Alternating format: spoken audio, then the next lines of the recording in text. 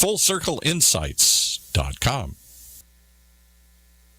On the observation deck of the Empire State Building to demonstrate how much material Waste Management recycles.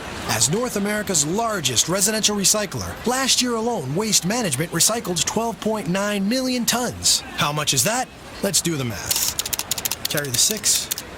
It's enough to fill this building more than 27 times. With experience like that, we're bound to have a program that can help your business recycle. Talk to Waste Management or visit thinkgreen.com. Do you want a free analysis of your inbound marketing? Do you want it in 30 seconds or less? Then check out Marketing Grader, the free marketing tool from HubSpot. It's simple. Just go to marketinggrader.com, enter the URL that you want to analyze, and Marketing Grader will instantly give you a detailed report grading your lead generation, mobile marketing, social media, competitive benchmarking, and more. It's simple, it's powerful, and it's free. marketinggrader.com. When it comes to pioneers in their respective industries, we all know the Apples, Starbucks, and Trader Joe's of the world. In the realm of recruiting, Decision Toolbox is the industry's best-kept secret, with 90% of their business from referrals and repeat customers. For over 20 years, Decision Toolbox's U.S.-based team of recruiters, sourcers, professional writers, quality personnel, and tech support has perfected a Six Sigma approach to talent management. No matter the size of the project, Decision Toolbox delivers incredible results. A cost per hire less than half of what contingency firms charge, with the winning candidate presented in an average of 14 days, all with a 12-month candidate warranty. With results like that, Decision Toolbox won't be a secret for long. Visit us at www.dtoolbox.com for more information.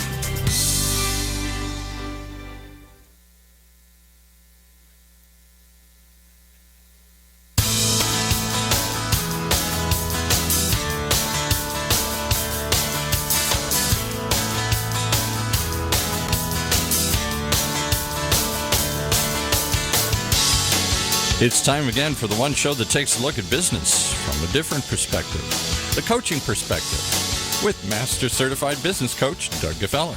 Hey, Paul. Good to be with you in studio here today.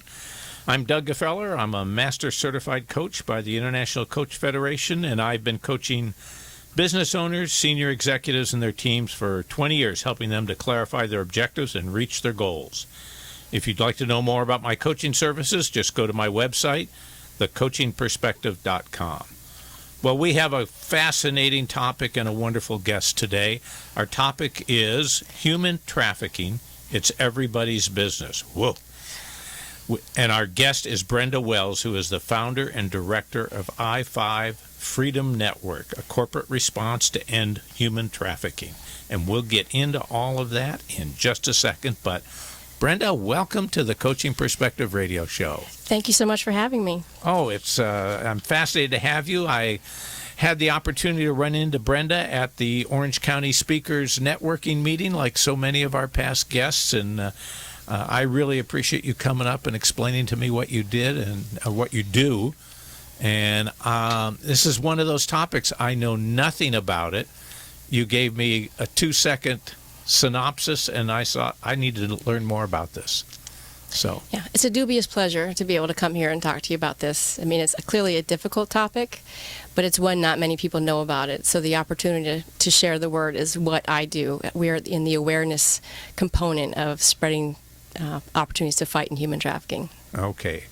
Before we get into that, let's find out a little bit about you. Tell us about what you do when you're not involved in this business.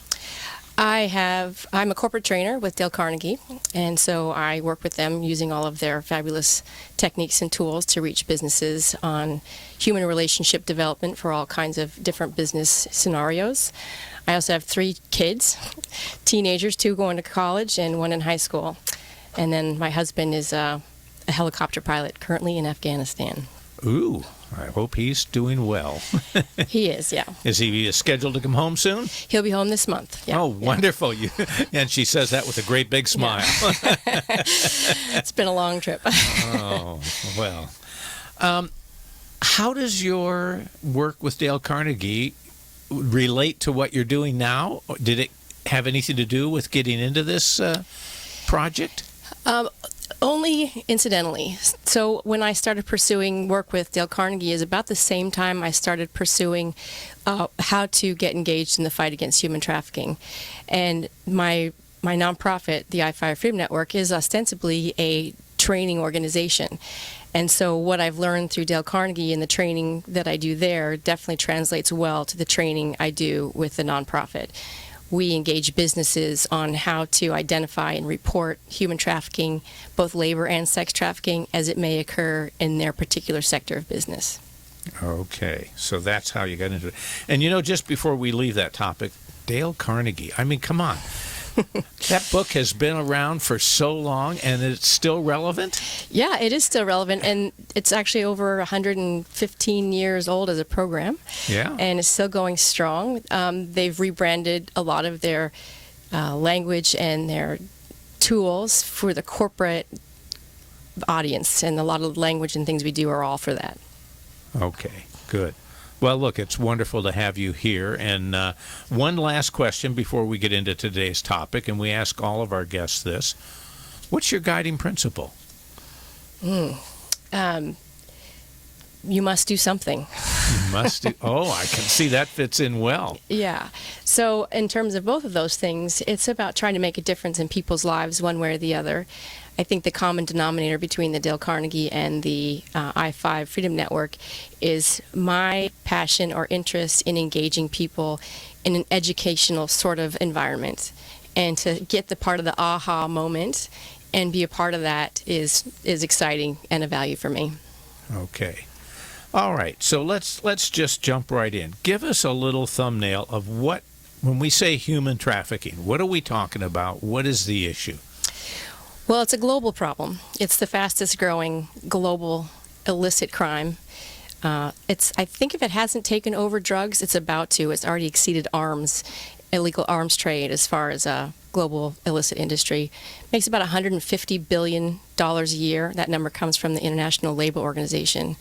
And for perspective, that's more than Nike, Amazon, eBay, Starbucks combined. So it is a big business. It is a big business. And it's easy to do it because it's a very high reward, low risk crime. It's really hard to detect human trafficking because we just perceive it as something that it's not. And also with labor trafficking, it's very difficult to find. About half of the problem is labor trafficking, but those particular victims and scenarios are behind closed doors, so they're a lot harder to see. Our organization, the I-5, we focus solely on domestic. So everything that we talk about is all about domestic human trafficking, meaning in the U.S. And the statistic that gets a lot of people a little blown away is the fact that California is the #1 state in the nation for the highest number of reported human trafficking cases. Not a place we want to be. No, it's not something we'd like to claim. And a lot of that could it be because we're becoming more aware and we're reporting more? That's not necessarily a bad outcome, but we continue to have the highest number of child exploitation cases, according to the FBI. San Francisco, Los Angeles, and San Diego are 3 of the top 10 cities, according to the FBI, with the highest child exploitation in sex trafficking. Okay, so this is, when you first mentioned it to me, my mind immediately went to the fact that, well, this is an international problem. It isn't a local problem. And you quickly, with those statistics, kind of blew me away and said, no, you've missed the point here, Doug. Yeah, and just to bring it even closer, Orange County is one of the #1 sex tourism destinations in the nation, in fact, worldwide.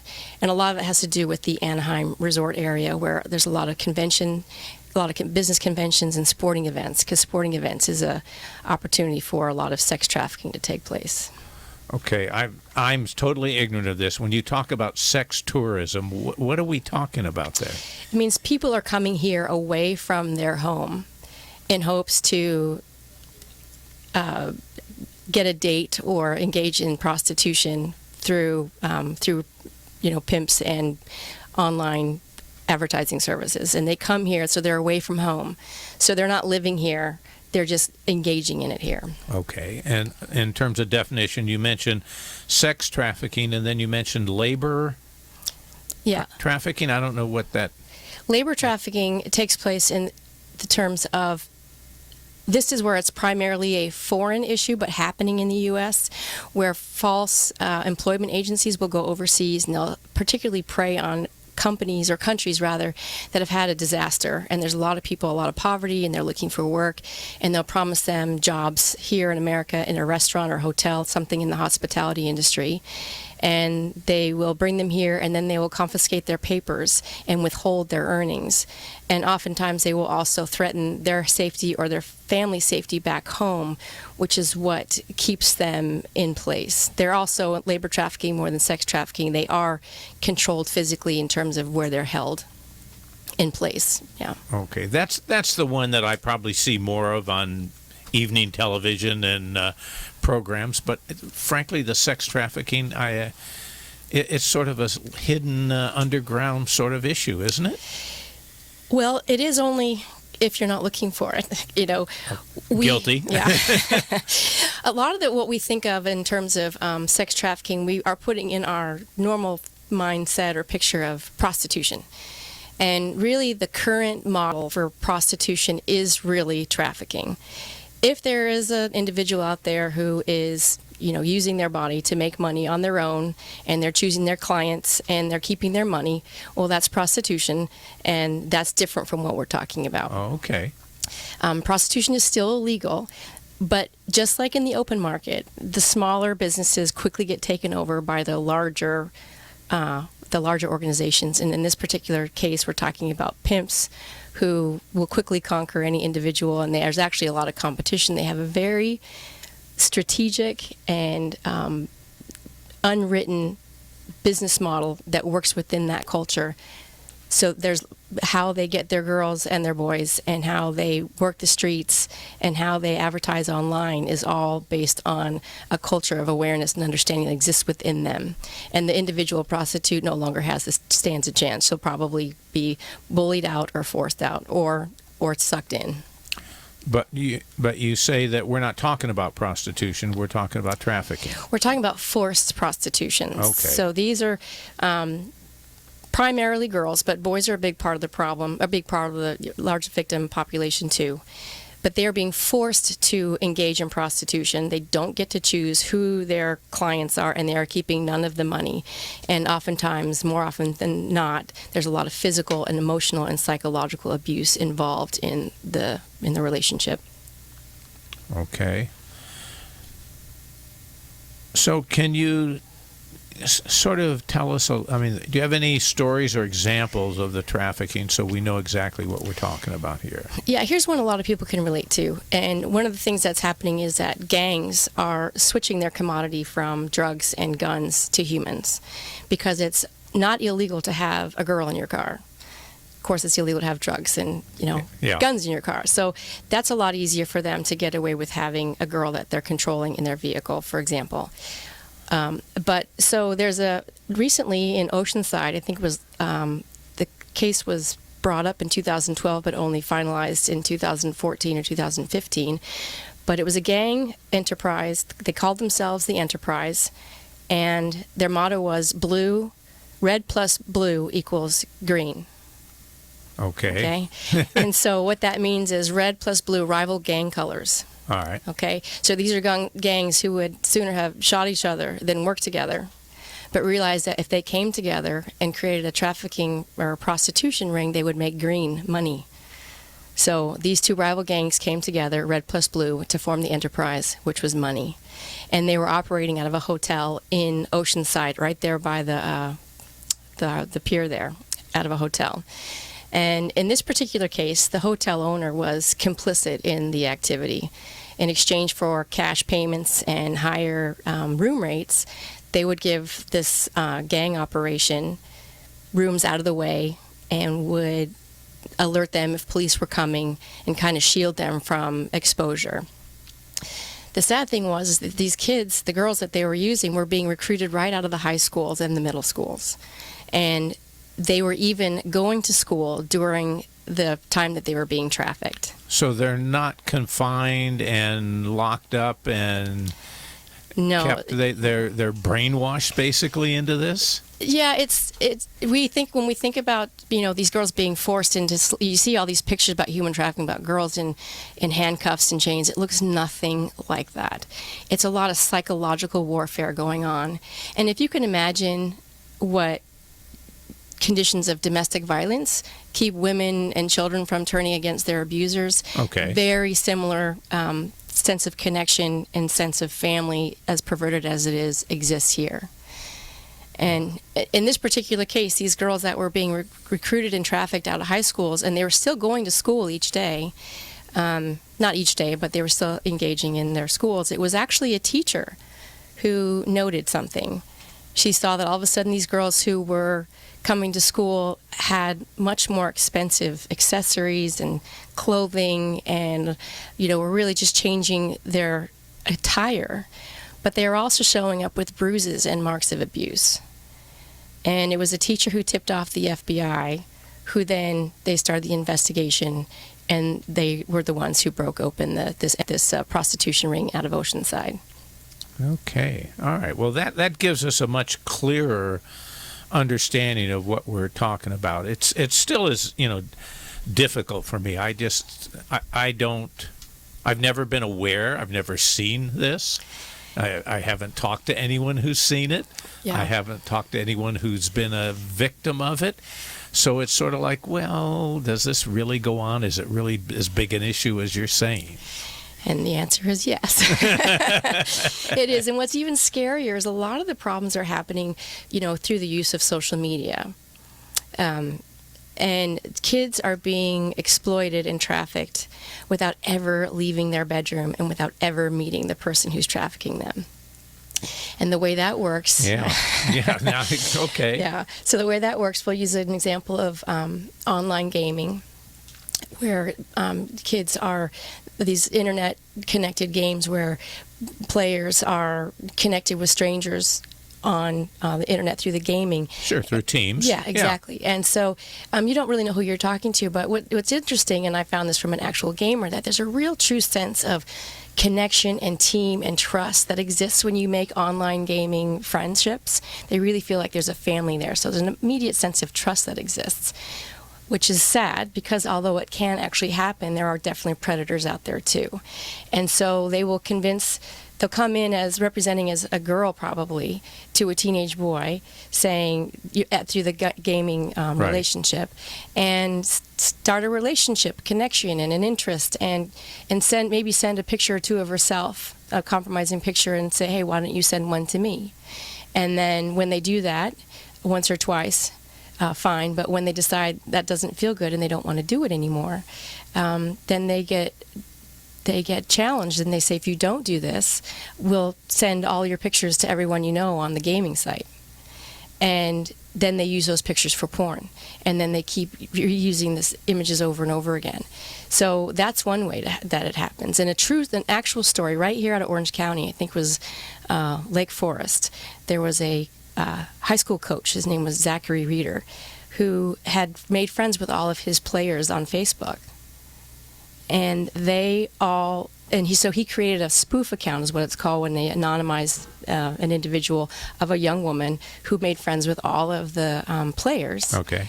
She did the same thing. She sent a few pictures of herself and said, hey, if you want more of me, send me something of you. And these boys all, in some manner or another, did that.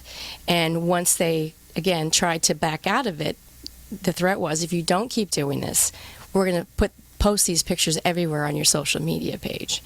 And contrary to what we think of as the low-hanging fruit, the foster care kids, the ones who they're lonely and depressed, disadvantaged, yeah. These were the elite.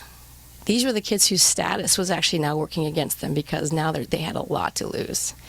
And the sad thing is not one of the students is the one who got them out of it.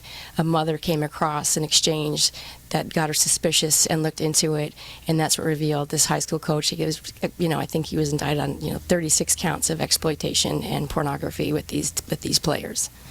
Okay, so in this story, who's making money? How's somebody making money that entices them to keep doing this and develop this kind of program? In this particular case, both of those cases, they're selling the images for pornography. Okay, yeah. They can sell them. Yeah, they can sell the images for pornography, or they're making movies, or they're doing something and they're getting money in return for that. So that's an example where social media is a powerful tool that could be used for both good and evil, and in this case, it's really... Oh, yeah, I mean, it's so sad. You know, I've done some coaching for an international gaming company, and as a result, I did a lot of research on it and found that the online gaming and the teams that are created has a lot of positive benefits of teaching people how to work in a team, how to be a leader, all kinds of good things. Mm-hmm. I've heard people got married out of online gaming connections. So I know there's a lot of good things for sure, but it can be used ineffectively for this way too. So what is and as you pointed out, this is not limited to any particular economic group. Mm-hmm. It really can be from the bottom of the scale to the top of the scale. What about ethnic? There's no rules about ethnicity at all.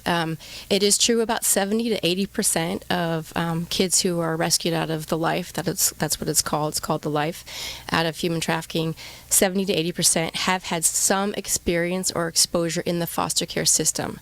So that is a predominant population within this problem. Okay. But they're not the only ones. As I mentioned, these kids who are being exploited, they were all suburban, happy, intact families. Another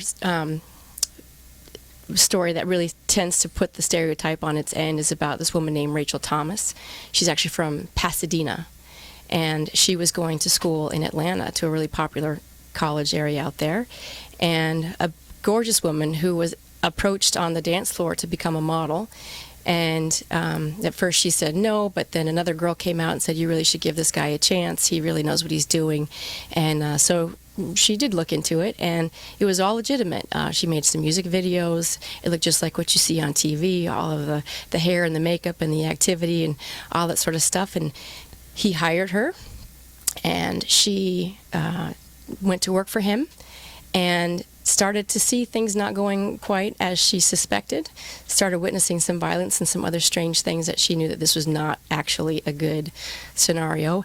And so she called, his name was Mike, called Mike and said, hey, listen, I think I'm just going to focus on my studies for now. And he went and got a piece of paper, which was her employment contract that she signed. And he made noise in the phone so she could hear that he had it. And he said something to the effect of, like, I know you have a little sister, and I know where she lives. I know where your parents are. If you don't come to work tomorrow, they're not safe. Wow. And she was, again, college-educated, intact family. Her mother was a lawyer, which is what gave her the sense of empowerment to go through the signing of these contracts without asking for help. Because, she's a young adult. I don't need my parents' help. She wants to be independent. We've all been there. Yeah. And in this case, it was her, embarrassment that she got into this scenario to begin with, plus the threat of the danger to her own family that kept her going back. And she endured this for 7 months before, again, she did not, and she was going to college. Her roommate had no idea. Oh. She was still going to class. Her parents had no idea. And it was one day she was at home and she saw a news report that had this guy's Mike, his name, and a picture on the news said, if you know this guy, let us know. He's been arrested for charges on trafficking. And she said something like 75 calls in the first hour. Wow. About him. And that's the only way she got out. She did not have the tools she needed. She was too afraid, and that's fear is a huge part of the things that hold people in place. That's not physical, it's emotional. Okay, there's a couple of places I would like to go with this. I'm going to let you direct me. I would like to know, as a parent, as a next-door neighbor, what are the things we should be looking for, if you can give us some tips there. And then also I want to know, what does your organization do about this? What is its role there? Before we get into either one of those, let's take a quick commercial break, and then we'll be right back to this. Okay. All right. When it comes to pioneers in their respective industries, we all know the Apples, Starbucks, and Trader Joe's of the world. In the realm of recruiting, Decision Toolbox is the industry's best-kept secret, with 90% of their business from referrals and repeat customers. For over 20 years, Decision Toolbox's U.S.-based team of recruiters, sourcers, professional writers, quality personnel, and tech support has perfected a Six Sigma approach to talent management. No matter the size of the project, Decision Toolbox delivers incredible results. A cost per hire less than half of what contingency firms charge, with the winning candidate presented in an average of 14 days, all with a 12-month candidate warranty. With results like that, Decision Toolbox won't be a secret for long. Visit us at www.dtoolbox.com for more information. Do you have a desire to be a part of a conscious community? I mean a community of people who get together with the purpose of strengthening their awareness muscles, deepening their relationships, and striving for the extraordinary? Check out how to get started at productivelearning.com. We are a unique self-development company, and we believe that we all have the innate ability to create and live the lives we truly want. But we also know that ability needs to be nurtured and developed. That's why we offer over 40 different workshops to our conscious community, workshops that intentionally stretch you beyond your comfort zone towards what you truly want. Our workshops are not ordinary. We take journeys across the world, from exotic scuba diving trips to rich cultural getaways. And we offer amazing workshops right here in South Orange County. Join us and find out just how extraordinary life can be. Go to productivelearning.com today or call Lisa Reed at 949-234-0628 to see how you can be a part of our conscious community. That's productivelearning.com or 949-234-0628. And now back to Doug and his guest. And we're back in the studio here, and we've got Brenda Wells with us, who is the founder-director of I-5 Freedom Network, and we're talking about human trafficking. I was just telling Brenda during our break here, this is a tough interview for me. This is not a pleasant subject, and I was sharing with her in the green room before that as I've talked to people about this over the weeks getting ready for this interview, they sort of had two reactions. One was, oh my gosh, I didn't realize we had that problem here. And the other reaction was, I'm not sure I want to talk about this. It's so awkward. Do you get that a lot? Yeah, it's definitely a cocktail party killer, this conversation. I try not to bring it up too much when, unless really pressed. But yes, absolutely. When people, one of the biggest challenges of this cause is getting people to believe me when I say it's happening right here. I think you said one of the statements I made that got your attention is it's so close, it's in our backyard, it's in our driveway too. I keep repeating that one because it just stuck with me. In my driveway kind of felt a little invasive. And it's true. One of the places we'll probably come in contact with most probably is traveling sales crews. Those people come right to your front door. We'll get to that later if you want to get into that one. But that's a real common labor exploitation problem among American youth that we'll see at our front door. But aside from that, what you talked about, how it's a difficult conversation for people to have. And the reason why is a lot of people have empathy. And the first place they can think of is, the awfulness for the victim and what they're going through. And definitely that empathy is a motivator to really believe and want to do something about it. But it can also be a place we get stuck and not want to go any further. My response to that is well, back it up a couple steps and think about the people who are doing this to her, both the traffickers and the purchasers. And purchasers, when I say that, is a common term for John. And we're trying to change the language in this industry, in the work that I'm doing, because John is a name to give anonymity, and frankly, the purchasers don't rate it. Okay. There's no reason why they get to be anonymous in this. And I have a father-in-law, and his name is John, and I think he's a great guy. Okay, we're going to change the name. So we use purchasers for that. So we think about who these people are doing it, who are actually seeking young people, who are going to these online. Backpage.com is a place where these kinds of things can be found, and they're actually seeking young girls. They're asking for 12 years old, or they're asking for a 12-year-old to look like a 9-year-old. I mean, they really are pressing the limits of our ability to manage this information for sure. And you talk about this happening on the internet. I have to just share with you, as I was preparing the newsletter to go out announcing that you were going to speak today, I got all set to publish it, and I use iContact, and iContact says, we're probably not going to be able to send that because it's not passing our spam controls because of the word sex in there. Yeah. I mean, I had to rework some of the stuff to just get in. How ridiculous. And then we get on the internet and we've got everything in the world. Yeah, for sure. It's really, you can buy a person just like that on the internet. So, okay, so one of the questions before the break I asked you was, all right, I'm nervous about this. How do I identify, how do I see this happening? What are the tips that I need to know as a father, as a grandfather, as a neighbor? What do I look for? Well, it's tricky because some of the signs and indicators are obvious. As a child, as a grandparent or a parent, you would start to notice mood changes in your kid, withholding, spending more time in their room, those kinds of things that we would think of maybe just chalking it up to, well, it's adolescence, or they're in a bad mood, or they're not getting on with their friends. And those could be all the answers that they're giving you, but it could be something much, much more. As parents, we all want to respect our teens' privacy. We want to make sure we have a good connection and relationship with them. So we don't always press on them, getting that information and really seeing how they're doing. As a parent, it's our role and our responsibility to really know what they're doing online.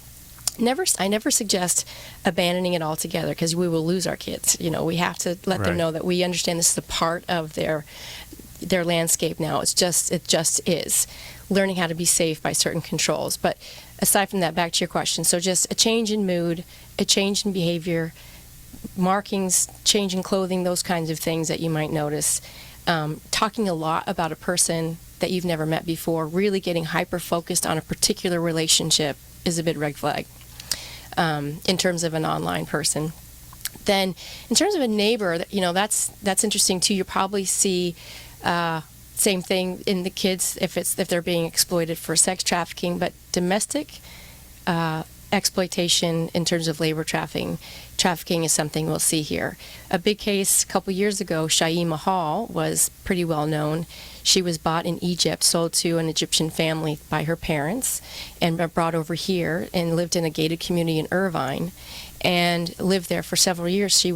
There's 3 children in the house that belonged to the parents and then Shaima, and she was treated, she was a slave. She was kept in horrible conditions, living in the garage, having to do all the work from beginning of the day to the end of the day and clearly not getting paid and enduring all kinds of mistreatment. It was a neighbor who noticed the problem. So the neighbor saw that there was 4 kids in the house, but only 3 of them went to school. One of them was always there. She never left the front door, the confines of the house, except to take the garbage out. Never made eye contact. Definitely had a sense of fear and withholdingness about her. So that's what it would look like there. And in fact, I think last month there was a story about a Chinese woman who was actually 52 who was brought over from a family in China and now was here with the family in, I think it was Wisconsin, a really well-known community or well-to-do community in Wisconsin. And the police found this 52-year-old Chinese woman wandering around outside the streets. And when they got to the bottom of her story, it was horrific. It was horrific. They beat her. They ripped her hair out. They she had to do everything. They kept her money. She went from 120 pounds to 80 pounds in 2 months. Oh. And that's an example of labor exploitation, labor trafficking here in the U.S. And that's a really common, not really common, but it's probably the most common domestic servitor type scenario you'd see. Okay, I want to be careful here because those are the kind of sensational stories we hear. Mm-hmm. We see them on the news, we read them in the paper. And what really struck me in our conversations before the show is, yeah, Doug, those things go on, but we've got things happening of a more routine, more involved, things that are not an exception. Mm-hmm. Yeah, and so that's probably the most, when people think about this problem, their mind goes straight to prostitution and young girls, and that is going to be the preponderance of the visual problem, what we're going to see. And it's easy for us to envision because we can envision what a prostitute, especially a girl prostitute, looks like. Sure. Inappropriate dress, over made up, all kinds of things like that. The challenge with the problem is that a lot of times these girls and boys don't identify themselves as a victim. They either blame themselves or they think they're doing this willingly. And, the psychologists and the social workers and everyone will tell you, just like domestic violence, they don't have control and they're really being abused. And, the criteria is force, fraud, or coercion. If any of those things exist, then they have a case for trafficking. Now, unless you're a minor, then they only have to prove that you've been induced, suggested to do this. You don't have to prove anything else if they're a minor, so 17 or younger. And the current statistics are that most of these kids are being drawn into the sex trafficking between the ages of 12 and 14. So that's a middle schooler. That's...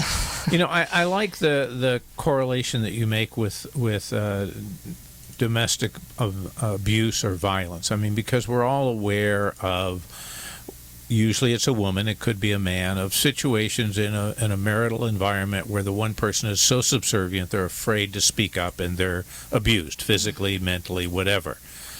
And we can kind of relate to that. We don't think about that happening in this sexual trafficking environment, but you're saying it's the same thing. Yeah, and there's so many different ways that it can happen, but some of the more common ways is through the boyfriend scenario. And malls are a recruiting zone for traffickers looking for new victims. And they will start out by, saying, you're pretty, asking to be a model, just like the Rachel Thomas story. Yeah. And get them engaged and act like they're a boyfriend. And then these girls get hooked, and then the abuse changes, the relationship changes. And there's 3 kinds of pimps that we talk about. The Romeo pimp, which he starts out great and then turns on you, and 2 kinds of pimps, and then the gorilla pimp, the one who's just violent from the beginning. And a lot of these, like you said with the domestic violence, sometimes they're there because they're afraid. They're afraid for their lives. They're afraid for their children's or their family's life. Mm-hmm. And that happens a lot here. A lot of times they stay because they're convinced that if they just do it right next time, they'll be treated differently, that they will be loved and they will be accepted, and this mistreatment will stop. That's a really big part of the esteem and the longing and the need for family that a lot of these victims are looking for. True psychological warfare. Mm-hmm. Yeah. Okay, I'm going to shift a little bit. Let's really get down to what your organization does. We've talked about the problem, the issue, how to identify it. What does your group do? We seek opportunities to engage businesses as it would intersect in their particular industry, because every business is going to come across this problem one way or another. Hotels are the number one business that this could be helpful because not only does it almost all of the trafficking dates, a pimp will either rent a room and have a girl in there and cycle men right through there, or a man will rent a room and he'll call up for a date and then the pimp will bring her. So we want to teach the front desk people and the bellmen and the housekeepers and the management all on how that looks and what to do about it. And your organization does that training? We do that. We target the particular department, and we work with the management. What's really important for what we do is connect the staff associates from the very entry level employee all the way up to the C level, to make sure that there's trust and awareness and alignment in how they're going to internally manage these issues. Lots of times, if a manager doesn't think it's a problem, if somebody in the restaurant noticed some language or some things that they had just learned and they turn in the tip, if the manager didn't do anything about it, well, that's the last time they're going to say anything. Right. So we really spent a lot of time developing the trust and the relationship between all of the levels in the business to make sure that every tip is managed respectfully and properly, and then give them the tools to report what's their right as an individual citizen and what's their responsibility as an employee. So the opportunity here, and I'm sorry for interrupting you, but the opportunity here is, if we have in our listening audience,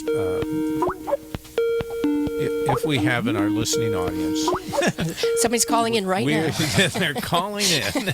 We are a call-in show, but if we have in our listening audience people in the hotel business, then they should be contacting your firm about providing training to make them more aware of when this may be going on in their locations? Absolutely. So we working with the HR departments in terms of this being part of their safety programs or training programs that they have. This fits within that. So that will be one place that we can engage. And also just so with HR and then just general hotel safety and awareness. And hotels is one business, working with malls is another place, fast food restaurants. The higher up in the corporate chain we go, the better, because then we can really then start working from the top down and get it to as many of their franchises or properties as possible. So your role is a training role. Mm-hmm. And the clientele or the target for you to provide the training is really any business that is a gathering place where people may be exposed to this. Would that be? Yeah, more or less. So it might not be a gathering place, but it might roll across their doorstep. So, for example, a mall is a place where we'd like to train security, so they know what it looks like when somebody looks like they're being recruited. So we give them their red flags there. So fast food restaurants, because just like the reason we call the I-5 Freedom Network is because these people are on the move. They go up and down the I-5 corridor, and they stop. They have to stop. They have to get gas. They have to eat, and then they stop for these appointments in the hotel, and that's the relevance of our name there. So thinking about a Denny's, they'll stop and they'll engage. They'll be ordering breakfast, lunch, or dinner. The opportunity there for a server to observe almost like a family dynamic with these people, and we give them, so there's language to listen to. If you see neck tattoos, you hear words that say daddy, but clearly they're not related. One guy with several different girls of different ethnicities, these are all indicators. Giving them the tips to observe, because they have a totally different opportunity to observe than a bellman or front desk person at the hotel. So we really tailor our message to the audience we're listening to. Okay. Now, you said that wasn't the only place. Beyond sort of gathering places, where else, what other businesses would you provide this training to? Well, as I mentioned, the malls, fast food restaurants. We'd like to engage with commercial real estate, property managers, and fellow tenants, because there's a lot of commercial or what looks like a massage parlor, which could be a commercial brothel. Mm-hmm. That is actually sex trafficking. The phenomenon in that sort of world is that it's primarily an Asian market there. And some of the tip-offs are that if there's any neon lights in the window, that's a good chance that it's probably a sex operation there rather than a legitimate business. So what we would like to do is, then we would like to not only engage the property managers so they know who they're renting to kind of not only appeal to, the noble motive, and these are not people you want to be doing business with, but also there's an ROI involved that if you have a business here and they get busted, now your business, your property now is tainted. And our whole goal is to get to these people so they can be protected before their reputation is harmed, before the business or the problem happens and the news comes and all of a sudden your PR is on overload. Now, what if I'm running a manufacturing company? Would I be a candidate for you to provide training to? Absolutely, because there's a lot of opportunities for labor trafficking exploitation, even within our own, especially in Southern California. There's a lot of, the Mexican immigration lot that gets labor trafficked. So you might hire some people through a temporary agency, like let's say you're going through a seasonal plus up of people, or you're hiring through an employment agency that you don't pay the employee directly, you could be paying the employment agency. The employment agency may be exploiting these people for labor and withholding their wages, charging them for things like gas and childcare and things that are not legitimate charges in the standard, workman compensation or payment structure. Okay. All right, we're getting close to wrapping up here. Boy, this is going fast. I want to give you a chance. We're not wrapping up this minute. I want to give you a chance to whatever you wanted to cover that I sort of directed you away from. What do you want to let the audience know? One, we have to let them know how to get a hold of you. Yeah. And the other is, what else do you want to talk about? Well, as I mentioned, the hardest part of what I do is getting people to believe me that this is a real problem. And then the second part of the problem is even if they believe me, will they be ready to do something about it? And the primary resource we give people, there's the National Human Trafficking Resource Center, and this is the big message of the day.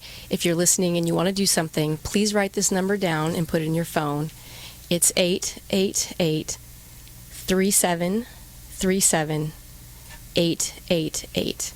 And that's a resource called the National Human Trafficking Resource Center. And besides using that number to call a tip, it can be anonymous or not. It's completely up to you.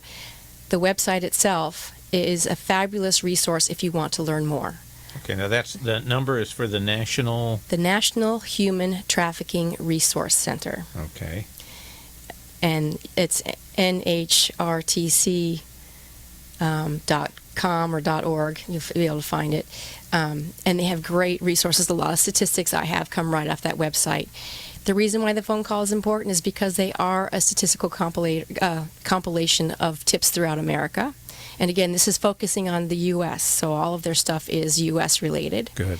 And so you can find out how your city's doing, how your state is doing, where the hot spots are, some of the latest legislation, because there's a lot of legislation that's coming up. It's starting to become on the horizon for state and federal legislations and people wanting to do something about it. So that's a great place to start. The second piece, that's the second piece. First is believe me. The second is get that number. The third is don't be afraid to call. Because a lot of people will see this thing, and the chances are everything I've talked about, you have probably seen it. You just didn't know what to call it. You didn't know what it was, but in your gut, you knew that something was wrong. You just knew it, but you didn't know what to do. This number gives you something to do. And if you think that somebody's in danger, immediate danger, of course dial 911. But even if you dial 911, then also call this number, because this is what begins the paper trail, if you will, for cases that may be ongoing, or one that your phone call might be one that initiates a case that becomes really powerful. It might feel like nothing happened. That doesn't mean nothing is happening. It means that they're using the resources that they have to follow up appropriately according to the information you have. And if you are going to call, they're going to ask you all kinds of questions like, where did this happen? Who were the people? What do they look like? Just like a police report. How tall were they? How many were they? How old did they look? What was their weight? All of the information about a car. Those are things to do. And again, I like to say it's better for you to be wrong and make the phone call and be right and not. Okay. Because a lot of people just think, well, it's none of my business. That probably isn't it. I'm probably overreacting. Yeah. I'm just overreacting.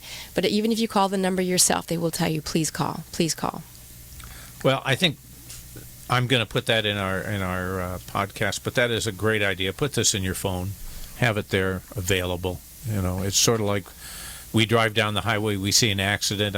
My wife's on the phone immediately calling and reporting it, And the last message is in terms of my organization, trying to get in business to understand that taking a stand on this is only good for your ROI. So corporate social responsibility is the right thing to do, not only because it's the right thing to do, but because also they found statistically that employees that find that they belong to a company that engages in causes like these, they have more pride and more engagement in the company. There's more trust, and we all know that hiring somebody new is a lot harder than keeping somebody, and getting employee loyalty and engagement is a driver for a company's bottom line for sure. Individuals, consumers who want to put their consumer dollars in socially conscious decisions, knowing that your business is engaging in this problem, both labor trafficking, sex trafficking, even fair trade. We haven't even talked about that in terms of coffee and chocolate and ways you can use your consumer dollars to make slave labor an issue that's outside the U.S. We talked about the U.S. That's why. Yeah. When a person knows that your company is taking a stand on something, then you get customer loyalty. So there's all kinds of ways we can make it direct, connect the dots between engaging in awareness and training your people in this particular problem and your bottom line. It's a great investment, and it's really worth the effort. Brenda, thank you very much. This has been a emotionally charged interview here. It is not an easy topic. You've done an excellent job of making me more consciously aware and of giving me and our audience places to go. So I appreciate you taking the time to be with us today. Thank you so much for having me. As you noted, 15 minutes is just not enough. We've barely scratched it. No, it isn't. Well, we'll be glad to have you back again another time. But let me just say, welcome to the Coaching Perspective radio community. Thank you so much for having me. Thank you very much. Well, look, if you're listening to our podcast, then thank you for visiting our website, thecoachingperspective.com, and be sure to check out our archives for our other shows and other great guests. And speaking of guests, if you'd like to be on the show, we're always looking for interesting people to talk to, coaches, CEOs, HR professionals. Just send me an email, doug@thecoachingperspective.com. Well, I hope you've enjoyed the show tonight and that the discussion has provided you with new ideas and information that you can put to use immediately to identify, achieve your goals, and protect the people in our community. Thank you very much.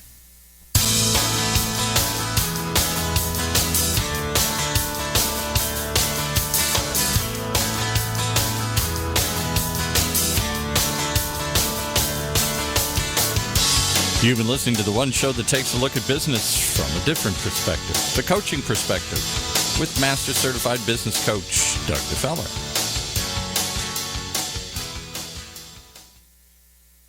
Let's face it, not all company challenges are the same, which is why Strategic Market Intelligence can help identify the actionable information you need to be more competitive.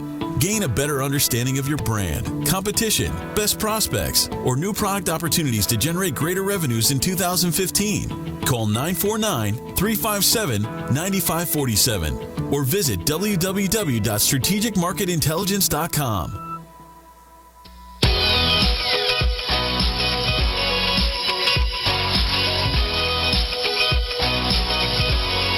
Get ready, it's time for Demand Gen Radio, the one program that brings you all the methods and technologies for driving growth, with your host, the voice of the Demand Gen industry, David Lewis. Thank you, Paul, for kicking us off, and welcome everyone to Demand Gen Radio. You know, since this is our inaugural episode, here's the game plan for Demand Gen Radio going forward. Twice a month, we bring you top industry experts, thought leaders, authors, marketing technology firms, and senior marketing leaders from around the world to teach you the methods and technologies for high-performance marketing. It'd be great if you could spread the word to your network about DemandGenRadio.com, and if you hear something you like today on the show, give it a tweet at DemandGen. Today, I am joined by the legend himself, John Miller. Now, John is far too humble to call himself a legend, so just in case you were abducted by aliens this past decade and don't know John's contributions, let me just quickly share that John was the co-founder of Marketo and one of the leaders in marketing automation systems, and after a wildly successful IPO, he has turned his attention to ABM and founder and CEO of Engagio, which is an account-based marketing platform which orchestrates outbound interactions across departments and channels, which we'll talk more about today. John is also author of multiple marketing books, including Engagio's Clear and Complete Guide to Account-Based Marketing and Marketo's Definitive Guide to Marketing Automation. And in 2010, the CMO Institute named John as a top 10 CMO for companies under $250 million. All this means, ladies and gentlemen, that he is the real deal, and it's an honor to have you on the show, John. Welcome, my friend. Well, thank you very much. A little humbled by that introduction, but very excited to be on the podcast, especially the first episode. Well, great to have you, yes. And you know what? We'll look a year from now and have you back on the show, if not sooner. All right, well, let's jump in, John. The title of the session is ABM Everything. And I would love to start off with, what was the genesis behind you starting Engagio? I founded Marketo, and that was an amazing experience. And for a very long time, Marketo felt like my baby. And you don't leave your baby. You just don't do it. Even though, so as it got bigger and bigger, even though I was sort of itching to be at a small company and experience a startup again, I wasn't going to go anywhere. But eventually Marketo got big enough that it started to feel a little bit less like my baby and a little bit more just like a job. And that's what kind of unlocked the opportunity for me to feel like it was time to go do something new. I just had to find the right idea and the right category to be in.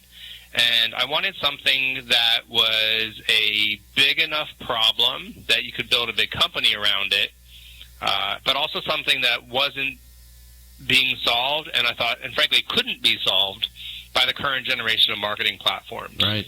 thought about stuff in predictive analytics and in ad tech, but then Maria Pergolino from Aptus suggested that I should do something in account-based marketing. And, with that seed of an idea, I just realized that it was the perfect category to be in, because it met all the criteria I was looking for. And the fact that it was just on the cusp of exploding is just good timing, I think, mostly on my part. For sure. And you walked in the shoes of marketers. You built technology for marketers, at Marketo, and you've marketed to those marketers. So you really know the pain points and know what we're all struggling with and trying to do at our businesses. So how are things going? Give us a business update. It's been a couple years now, and you launched the product, I think, officially last year. So how are things doing? It's been a pretty amazing 16 months since we started this whole thing. We launched the product officially back in October and have just crossed the 50 customer mark. That's going great. And, these are, large, mostly technology companies, but, 200 to 2,000 employees. And so traction's good. Congratulations. That's fantastic. And thank you. What's been the feedback that you're hearing from these customers in terms of the impact? Now, we have a number of customers ourselves that have launched the platform. We are, as you know, using Engagio ourselves. But I'd love to hear from you as a collective, what you're hearing now that you've had that kind of traction, which is phenomenal in the market. Yeah, well, the first product is really about delivering the infrastructure that you need to just do anything that's account-based. As you know, the marketing automation platforms like Marketo are not account-centric. Salesforce, has this weird disconnect where the leads in Salesforce don't tie to your accounts. And it's, there's a set of challenges that people have with the current infrastructure that makes it hard to really approach anything with an account-centric lens. So the first product layers an account-centric infrastructure on top of your existing marketing and Salesforce infrastructure, and people love that, right? Because it's not that hard to get up and running, and lo and behold, in a week or two, you can now look at your accounts holistically. You can match the leads to the accounts. You can understand which accounts are the most engaged, and you can measure which marketing programs are doing the best job of reaching the account. And people love that stuff. What's interesting, though,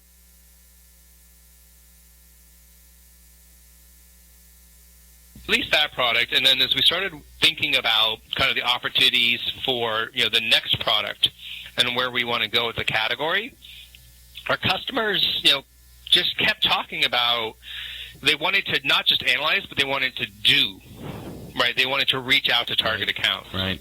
And when you ask them, well, what works? How are you most effectively reaching out to target accounts? What we heard wasn't buying ads, or running direct mail campaigns, even though those are important parts of the channel. What we heard is that the best way to reach out to your target accounts is to have a human call them or email them and or reach out socially. Right. And it was the sales development team primarily that was the front line in terms of connecting to the target accounts. And so we've actually increasingly realized that account-based marketing is the wrong name for this stuff, right? We're not talking about something that's just a marketing discipline. We're talking about something that is marketing and sales development and, frankly, ideally sales and perhaps even customer success, all working together in an orchestrated fashion in turn to run plays that reach out to your target accounts. And so we're actually increasingly not calling this account-based marketing anymore. We're calling it account-based everything to highlight the fact that words like ABM or account-based sales development, those perpetuate the silos between the departments, and what we really want is to break down the silo and bring everything together under an account-based umbrella. No, it's a brilliant positioning strategy. I know in terms of people looking for account-based marketing, thought leadership and content and solutions, it's important that you're positioned in that category, but it's brilliant in terms of the messaging that this is not just marketing that's responsible for targeting and working with accounts, especially when you think about the lower funnel, right? Because the lower funnel is such a huge part of companies' revenue. So you could think about, account-based account-based marketing as a way to target your next customers and, put into Salesforce that list that you want to target and use Engagio to track engagement across those targets. But exactly like you're saying, hey, for the lower funnel, why not put a list together of who your customers are and track the engagement by your customers and do that cross-functionally? So great job on the positioning as always. You can take John out of marketing, but you can't take the marketer out of John, I guess. So talk a little bit about ABM. Has been around forever, right? We've always done, account-based selling and targeted marketing. The concept of knowing who you want to go after is certainly not new, but in the past year, just by Google search traffic alone, you can see that all of a sudden ABM is all the rage. What's fueling that? Well, a couple of different things, and again, I'm going to answer not just why ABM is so hot, but why everything account-based, is so hot, because you also see a big spike in people talking about account-based sales development, right? Account-based sales and all that kind of stuff. And I think what's fueling that are a couple of key trends. I think probably the biggest is that people are seeing declining marginal returns on the inbound marketing model. We saw this at Marketo, publishing yet another blog post, yet another ebook. It just doesn't move the needle. In a world where we've got to grow, right, and where we've got to grow not just by going after our new prospects, but going after our existing customers, people are realizing that fishing with a net where you don't care which fish you catch, it isn't an efficient way to be growing. And people are saying, all right, we need a way to reach out to the right people at the right companies, whether it's our existing customers, or it's these larger deals that everybody kind of wants to get. And so as amazing as the demand gen content marketing inbound model can be, I think more and more companies are saying, you know what, it's not it. That's one tactic that can be part of my overall portfolio, but I need other tactics too. Right, that's probably the biggest one. Go ahead. Getting smart with your budget. We're all under pressure always as marketers to make sure that we get an ROI for what we're doing and measure that. And so if the spray and pray model, is costly, it's the right approach to say, look, know who you want to have as customers and go after those folks. You know what, John? We're going to take a quick break. We have been talking with John Miller on account-based everything, and we're going to take a quick commercial break and hear from our sponsors, and we'll be right back. Have you ever wondered if there's a great book on modern marketing? Well, there is, and it's called Manufacturing Demand, written by modern marketing guru David Lewis. It's the #1 book on lead management, and guess what? It's yours for free today, right now, as a Demand Gen listener. In the book, David teaches you how to create your demand factory, how to align sales and marketing, how to set up your demand funnel, and he provides you blueprints of the best practices for lead scoring, lead nurturing, and marketing analytics. Plus, Manufacturing Demand gives you plenty of actionable tips and recommendations, as well as real-world case studies for how leading companies are achieving tremendous results applying these very simple principles. As a Demand Gen radio listener, you can download it for free. Just go to manufacturingdemand.com. Just like it sounds, manufacturingdemand.com. And if you /VIP, you get a free copy. Don't wait. Grab your copy right now, manufacturingdemand.com /VIP, or pick up a hard copy on Amazon or wherever fine books are sold. All right, let's pick things back up with David and his guest. Thank you, Paul. In case you're just tuning in to Demand Gen Radio, we are here with John Miller, and we are not just talking about account-based marketing. We are talking about account-based everything. So welcome back. John, just before we left, we were talking about, how much the world of marketing is trying to get much more precision-based in how we're marketing to be more effective. And I know you've been on the speaking circuit quite a lot these days, and would love to, kind of hear for the folks that haven't had a chance to see you, share what you're telling audiences about in case that information, hasn't made its way out to the folks that are researching and learning about AB everything. Sure. Well, I love to share practical information when I give talks, and so the crux of what I've been talking about recently is the methodology and practical tips for how you actually do an account-based everything strategy. And it really breaks down into a pretty simple process that I call who, what, where. And to explain that, if you think about the traditional demand gen fishing with a net model, that starts with the what. It starts with the offer. Like you have a white paper you want to promote. Then you go to the where. For example, I'm going to run an email campaign to promote that white paper. And then you finish with the who, which is, okay, what segment am I going to send this mail blast to? So traditional demand gen, what, then where, then who. Account-based everything flips that around to be who, then what, and then where. So you start with picking which are the accounts you want to go after. And actually, it's not just enough to pick the accounts, but you also have to prioritize them into different tiers, like a tier 1, a tier 2, and a tier 3. And then you have to build out your database with the right contacts for each of those target accounts.